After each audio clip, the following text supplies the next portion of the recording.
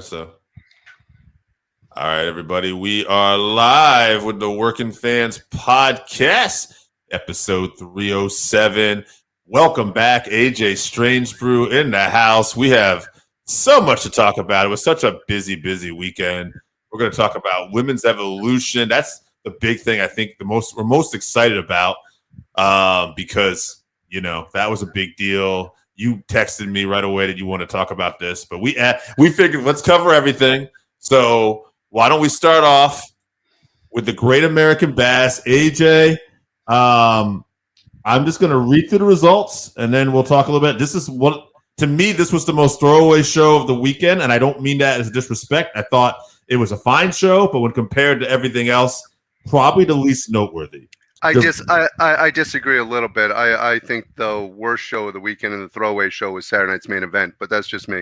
We'll talk about that. All right, so Javon Evans beat Jasper Troy. So Ruka and Zarya defeated Izzy Dame, or So Ruka with Zarya defeated Izzy Dame, excuse me.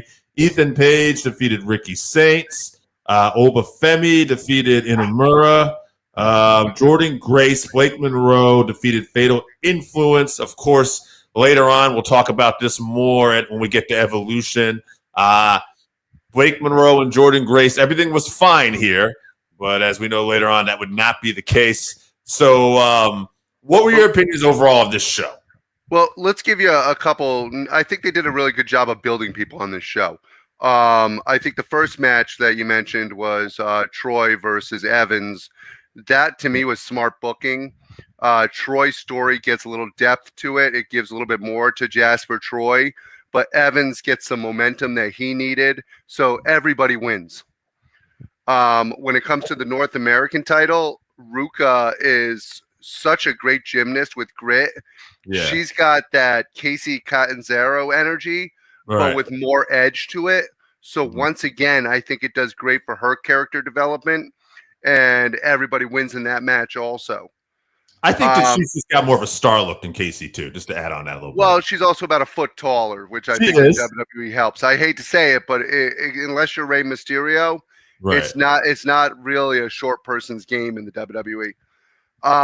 Ethan Page has he's got main roster charisma. He does. But he's building something so special in NXT that I don't think you want to rush the call up. And I think this match proved that you don't want to rush it.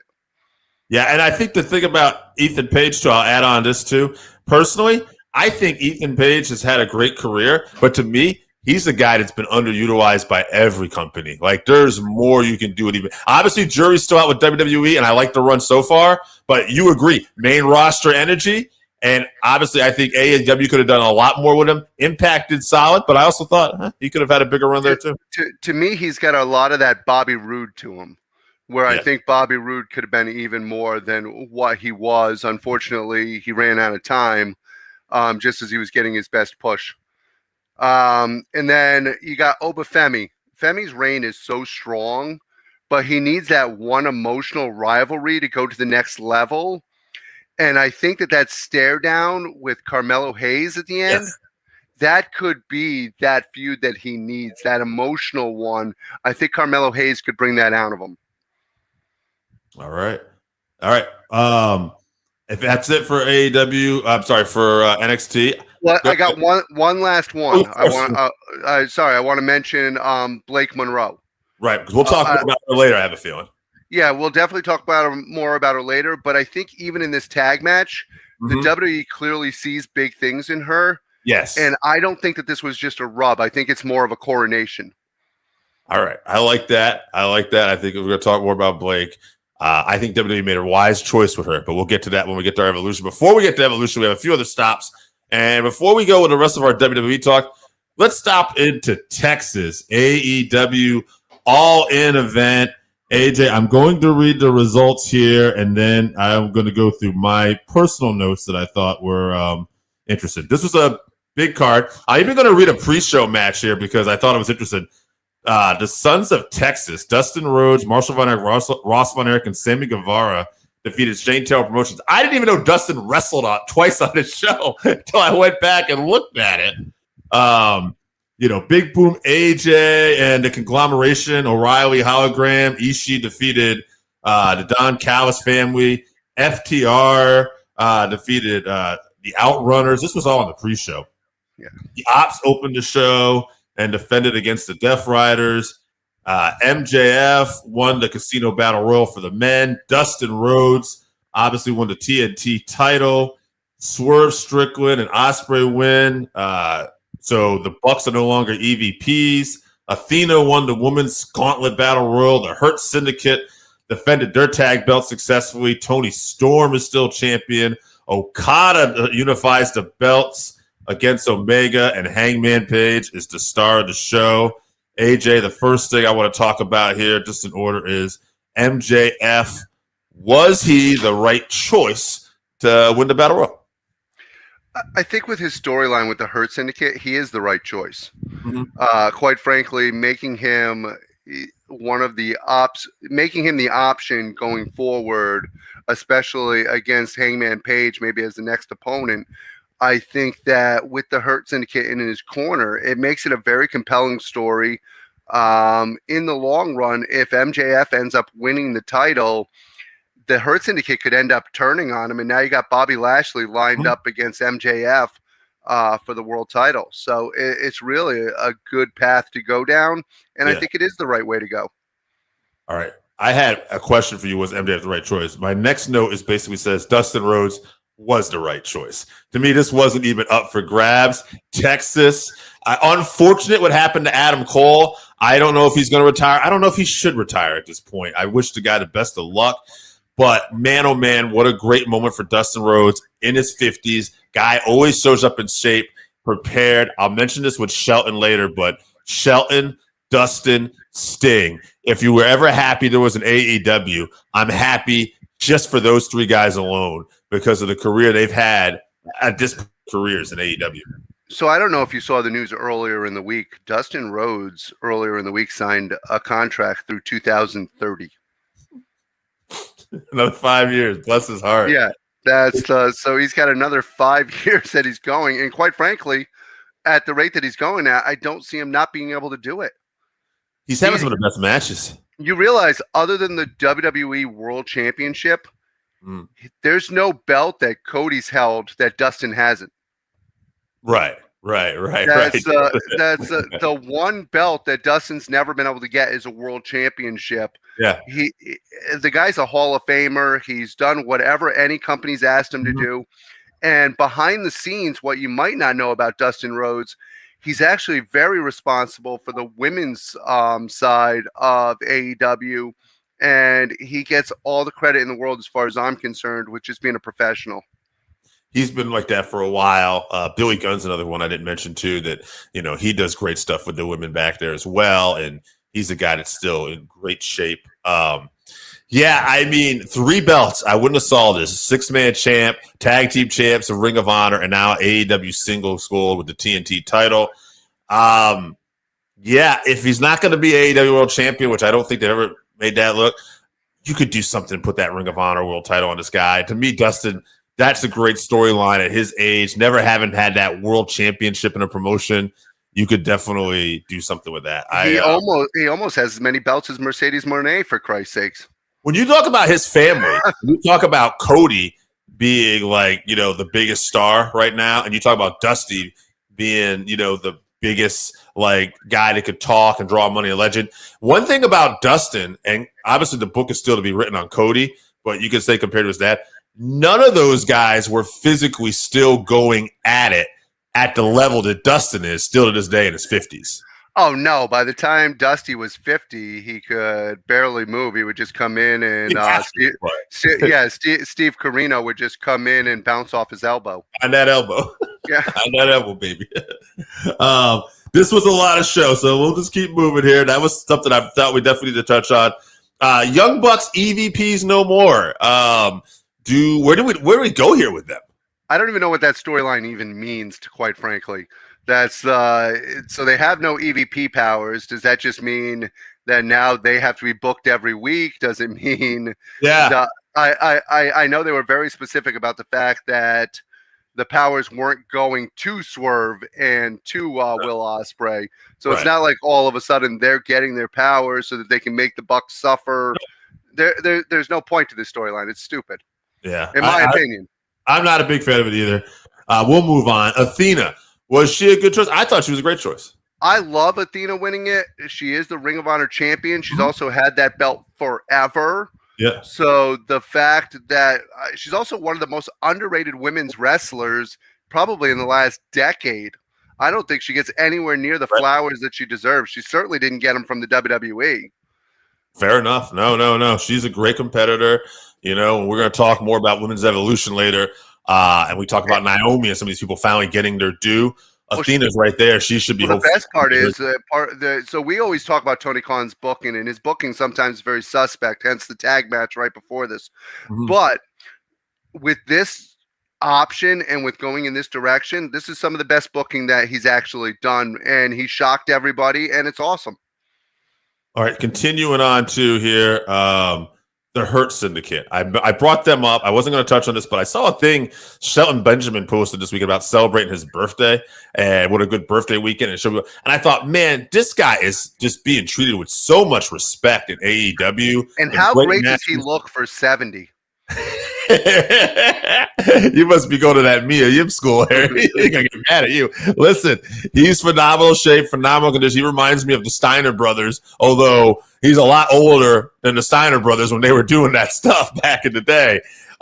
He's another one. He might be in his 50s. I'm not sure. But the scary thing about Shelton Benjamin is he's always been very honest about the fact that he doesn't work out a lot. It's crazy. He's not a person who hits the gym. He's not like Bobby Lashley where he's in the gym working out every day a week.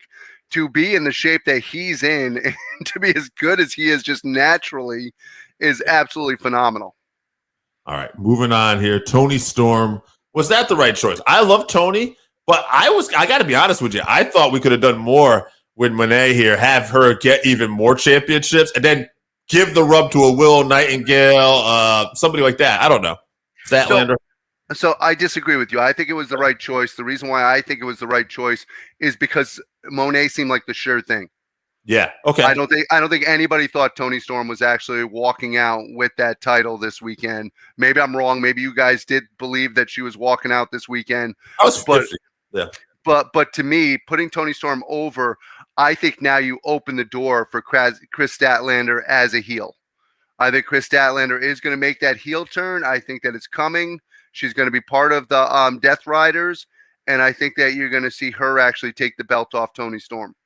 All right. I like it. Okada.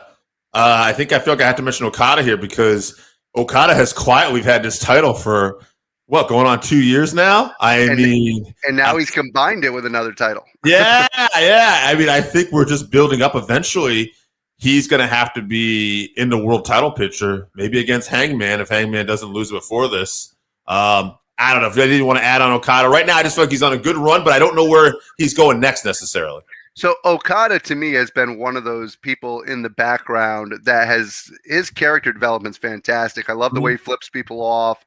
I like the fact that he plays a little bit of the chicken shit heel, but then muscles up at the end. I think that there's more that you can do with Okada, quite frankly, but he's been a good subtle storyline, and he's obviously always a world champion candidate. All right. Finally, of course, we got to talk about Hangman Page, the star of the show.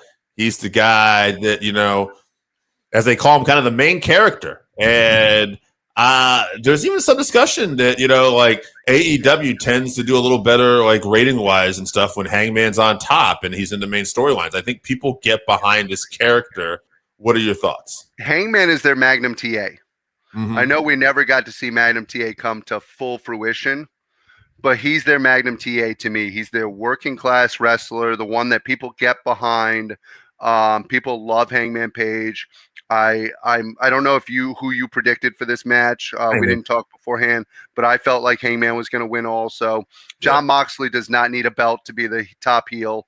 No. And Hangman with the belt and with MJF chasing after him, I think you've got a lot of gold here. All right. Any other comments on All In before we move on? I think it was a good show. I don't think it was a great show. I think for the length that it was at, I think they left some of the money on the table. Quite frankly, they could have replaced some of the matches with some of the ones that were on the pre-show. Yeah.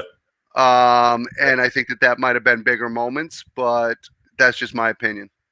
All right, moving on. Would AJ considered the more throwaway show of the weekend? Although there are some definitely noteworthy newsworthy notes out of this. Saturday night's main event. Quick results. This will be easy to read. Randy Orton defeated Drew McIntyre, but there's more to that story. We'll talk about that in a second. So Sikoa defeated Jimmy Uso. LA Knight defeated Seth Rollins. There's definitely a lot more to that story. And Gunther defeated Goldberg in his final match. AJ, the first note I have here is Jelly RKO. Jelly Roll and RKO here. We set up Jelly Roll and Randy Orton versus Logan Paul and Drew McIntyre for SummerSlam. So obviously, from a wrestling standpoint, we hate this, or I hate this. I don't know about you. I mean, Logan obviously has earned his stripes. Jelly Roll is Jelly Roll can't move. No, Jelly Roll's I like Jelly Roll. Jelly Roll is a good human being. He's he's a hell of a performer. Do your one song on the show and get people fired up, and then move on. He's a fat guy who lost weight and still can't move. His punches aren't believable. He's not believable whatsoever. However, that being said, for WWE, it's great business. Tonight, Jelly Roll is actually hosting Jimmy Kimmel for Jimmy Kimmel, and they've got Randy Orton on there. So there's your mainstream buzz right there. The fact that they're getting the eyes that are going to come from that. People are going to tune in to, whether you like it or not, or whether I like it or not, people are going to tune in to see Jelly Roll and Randy Orton at SummerSlam. So from a wrestling standpoint, I hate it. From a business standpoint, I absolutely love it for the WWE. God bless them. So the next note I have is, how hurt is Seth Rollins? There's a lot of reports coming out that although Seth is injured, he was actually injured before this, and he worked this injury because they're going to take him out for a little bit, and then they're going to come back with a surprise cash in. I heard possible 4 to 6 months. I would be surprised if it's even sooner, because if this information is getting out there, then chances are to me Seth is working the information that's getting out there. I just have to say, if that is the case, it's a stroke of brilliance. I actually like it. The WWE luckily is in a great position with this injury. First of all, it's the Money in the Bank briefcase. You can cash that in anywhere up to a year. So they have all the time in the world to let Seth heal. Secondly, even though now they have to rush it, they're getting a chance to actually put Braun Breaker into the spotlight with Paul Heyman as his mouthpiece. And what they did on Raw with him and having him run the gauntlet the way that he did before obviously losing to CM Punk, or not CM Punk, to who took him out? What are you talking about? Oh, Seth Rollins, LA Knight. LA Knight. Yeah. No. I'm talking about Braun Breaker in the gauntlet. Sorry. You're getting it. So Braun Breaker, he eventually lost to Punk. Yeah, when he lost Punk. Sorry, I couldn't remember the order for some reason.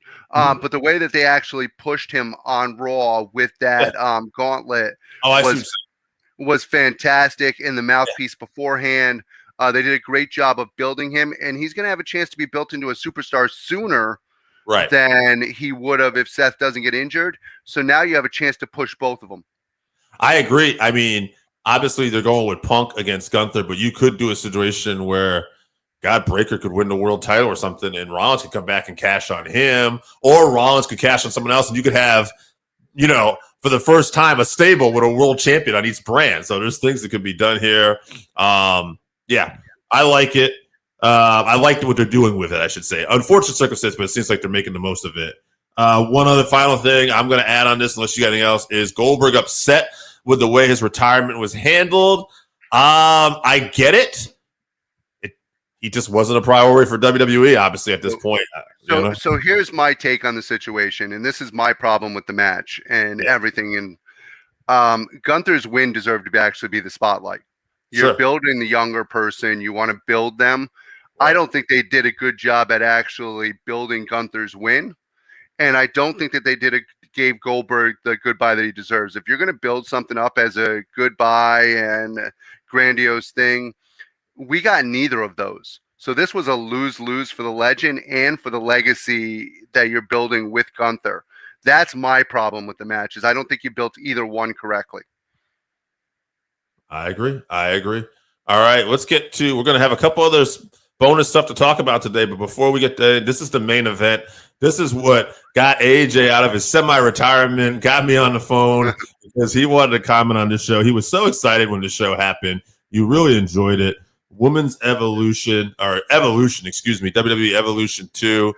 They're all women's pay-per-view, PLE. I'm going to go right to my notes because I actually basically we had notes about every match here. So because I thought every match deserves something. Yeah. So we'll start off right here with the opener. Becky Lynch, Lyra Valkyria, Bayley. Hot opener. These three got great chemistry together. But more importantly, even though I know Becky got the win, to me, Lyra is getting elevated here, and she is raising her game, and that was even more evident on Raw with the 2 out of 3 fall match the next night with Bayley as well, which she's now going to SummerSlam against Becky. Let's talk about all of it. Valkyrie to me looks like a breakout star. Yeah. If they're smart, to me, they'll push her hard through the fall and give her that belt back. Yeah. My personal take on Becky is the win keeps her hot. So, yes. And her character is fantastic. I like the fact that people are turning on her with the Becky Hogan stuff. She's obviously drawing emotions out of people. Yes. Now, here's the one problem with all this. To me, Bayley is running on fumes, her character and everything. Sure. To me, it's time to pivot her to either a mentor role or maybe even into a manager role where she wrestles part-time, because she's just not coming through the way she used to. And even her wrestling, to me, isn't coming through the way it used to. I would like to see her maybe, we've done the heel role with her already, but maybe put her down in NXT for a little while more and give some of those people the rub. Yeah, that's part of what I meant. Well, that's part of what I meant by the mentorship, is she could be a great tool or an asset in an NXT. Let's go back to something we talked about earlier with the Great American Bash, because I said for me it wasn't a big show, but we did set something up here. JC Jane over Jordynne Grace. I thought this was going to be Jordynne Grace's moment. I thought Blake Monroe might turn on Jordynne, but I thought it would happen after the fact. It did not. I think I get why it did it now, because we'll talk about this later with our bonus segment of TNA Slammaversary. We now know JC Jane's going to be in a title versus title match with Masa Slamovich. But Blake Monroe, man, just a little bit she was given here, she comes off like such a star to me. The look on her face. This is the stuff Vince would have liked, because and it's not just, but it's like star. She's got it right here. She knows what she's doing with her face. So to me, the hot thing here is the story angle. This betrayal sets up such a hot angle, and what they did on Tuesday night with Jordynne Grace, having her come out and beat the shit out of not just girls but guys.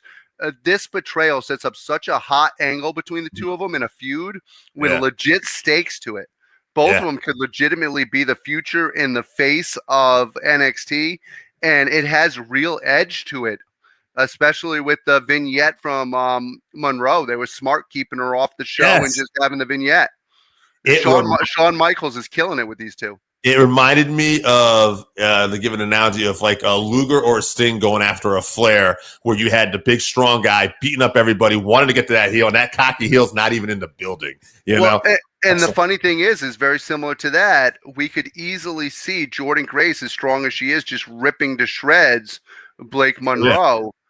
But we forget at the end of the day, and we've forgotten because of how well they're doing with the booking, Blake Monroe's a hell of a wrestler. She's great. Yeah. All right, moving on. The Judgment Day got a win. Raquel Rodriguez and Roxanne Perez, who's still part of this team right now, helping defend these titles.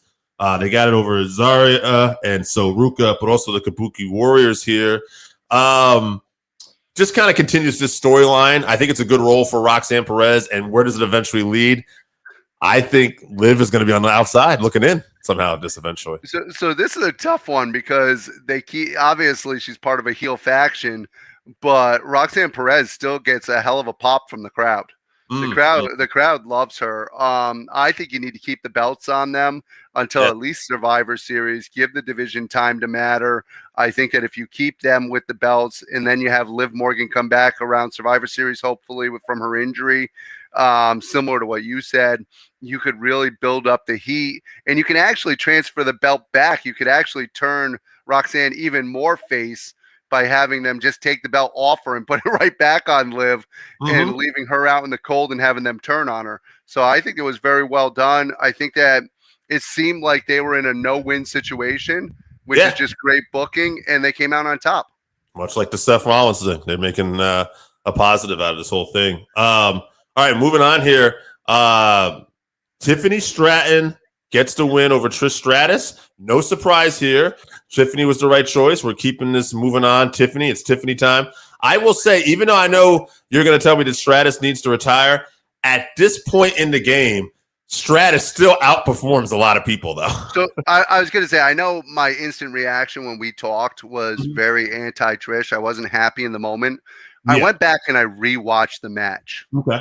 And I don't think it's on Trish. I think that Tiffany Stratton is such a high-level athlete that Trish Stratus actually did not have a bad match. I think that she was a solid performer in it.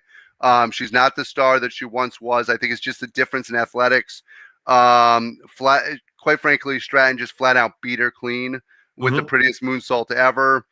She's obviously being groomed for the top. And she's going to be a superstar for time to come. And quite frankly, I know Jade's got the match against SummerSlam.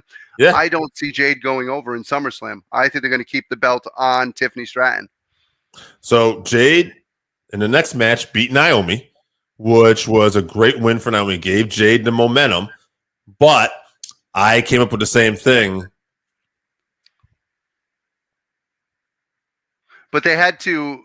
The fact of the matter is they had to blow off that feud. In order to blow off that feud, Jade had to get her revenge. Right. So they blew off the feud, and then they did the smartest booking ever, which we'll talk about in the main event from the show. Yes, by having that happen and making it so Naomi now is no longer on the same brand. So there's no storyline there anymore. They did a great job with it. So great momentum. We got Tiffany going over the legendary Trish. We got Jade putting a bow on her feud with Naomi. And it was a good match. That was a good Jade Cargill match. Naomi carried that match. They did a great job with it. Great, strong finish. Yes. There's nothing wrong. How often with a Jade Cargill match can you go, there was nothing wrong with that match? I agree. Jade held up her end of the bargain, but Naomi is a star. We'll talk more about her later. But we got a great program with Tiffany and Jade going to SummerSlam now as well. All right, Stephanie Vaquer wins the Battle Royal. The Battle Royal is not your favorite part, but Stephanie Vaquer, right woman to win. She, out of all the call-ups, out of Roxanne, out of even, who was some of the other ones here? But there was a few. Julia. I would say, even though Julia and Roxanne have the titles, Stephanie Vaquer just seems to me like she's the one getting more of a reaction out of everybody. Like the others are getting great reaction, but Stephanie, with her entrance and everything, I feel like she comes off like a star. I mean, you can say whatever you want. There are lots of people that are being built as stars. We just talked about Tiffany Stratton, who's obviously going to be built as a star. Blake Monroe. Stephanie Vaquer is the most natural one being booked in. She wasn't booked in bigger than Julia when she came in. She wasn't. That's the fans have taken to her work rate. They love how physical she is. They love the move that Booker T has an orgasm over every time. Dude, Booker helped get her over too. There's no doubt about it, but it's that natural. Everybody's having fun. They're having a good time.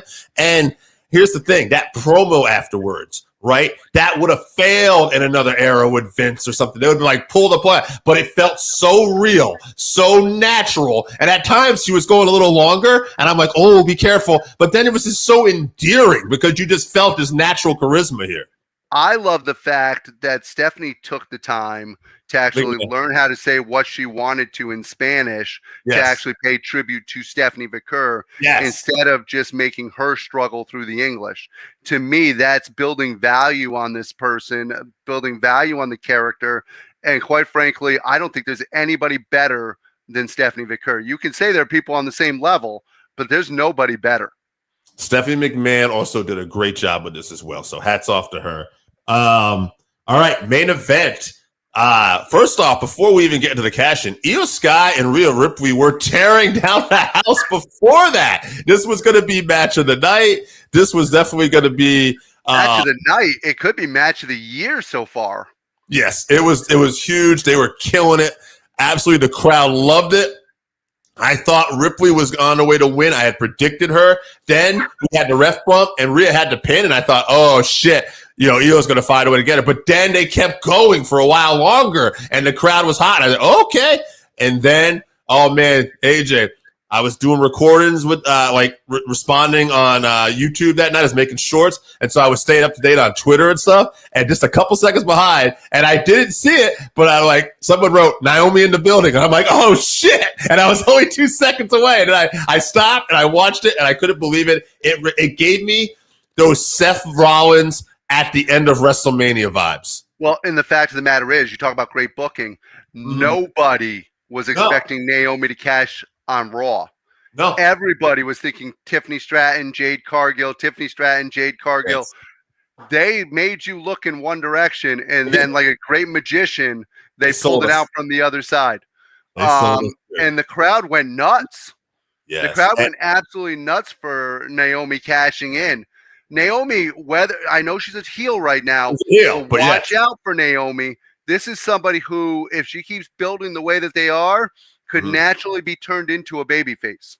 I agree. I actually heard him talk about this on Wrestling Observer. And Meltzer, I have to agree with him, actually. He said now he feels like Naomi is a main eventer on the women's side. And I could see that at Money in the Bank a little bit, but this solidified it. And it's all also her character development and everything she's doing. This is her third world title, but it's the first time that she actually feels like a world's champion.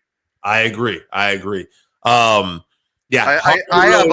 have a fallout question for you, though. Okay. Where does this leave Rhea Ripley? Rhea Ripley's been the hugest star in the WWE from the women, not just the women's division, but quite frankly, even compared to some of the men, she's been the biggest star. Is she too big to ignore? Where does she go from here? Hard to say, because we know on Raw they're going to book a three-way. It's going to be these three ladies in SummerSlam, hot main event for them. Great. Io Sky, Rhea Ripley, Naomi, but I don't see Naomi losing the title just yet.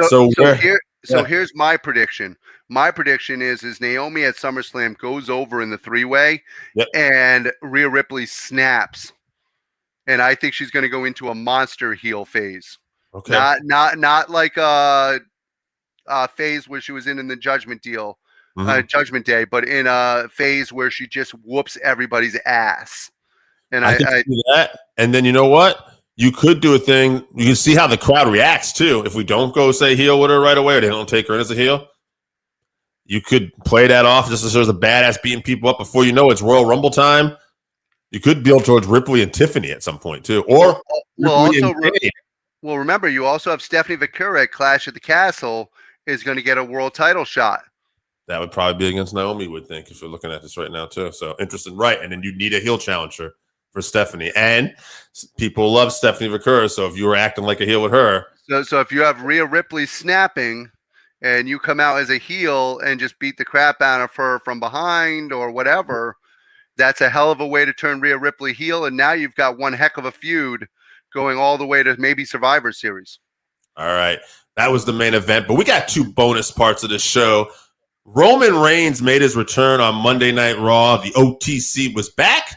It happened at the end of a gauntlet. CM Punk had beaten Braun Breaker. Bronson Reed was interfering on Breaker's behalf. Jey Uso came back, who was in the match as well earlier. Bronson had cost him, and then it ended up being a chaotic brawl, which Punk got the win, but then Breaker and Reed come back. They start beating down Jey Uso and Punk. And, well, here comes the Tribal Chief, the OTC, the original Tribal Chief, Roman Reigns. He lays everybody out. One thing to note, I forgot how strong Roman was. And I know Bronson's an athlete, but the ease in which he just threw Bronson on his shoulder and Samoa dropped him, I'm like, oh, that's right. You could be the greatest athlete in the world, but at the end of the day, he's a 350-pound man. Absolutely. And Roman Reigns threw him up on his shoulder like he was a 50-pound sack of potatoes. Absolutely, absolutely. So I guess I just want to say I'm happy Roman's back. I'm happy he's going to be on the card. I think it adds something to SummerSlam, but this tag match is not his final destination. At some point, I have to believe he will be back in more of a role, but he's working the least amount of dates I've ever seen right now. Yeah, but that's great because look at how people are reacting when he does come back. And now imagine how people are going to react when he saves the WWE from John Cena. Very possible. We could be looking at that. If Cody doesn't win that title in itself, we shall see. I do have to believe John goes babyface one more time before his career ends, though. We'll see how that goes. All right. Well, Roman Reigns could come back to save it at Survivor Series, and you could turn John Cena babyface before the end of the year through December. That's true. That's true. We could. All right. Finally, one more bonus thing. This Sunday, TNA Slammaversary. We're going to talk about this. I'm going to read some of the matches, and then I got a question we'll ask at the very end of this because you sent it in a group chat yesterday. I think you'll know what I'm talking about this event.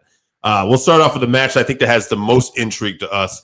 Masa Slamovich versus JC Jane, and I think it has the most interest because it is title versus title. I think we're going to get a champion here, and I agree with you, AJ. You said it off the record. We'll say it on the record now.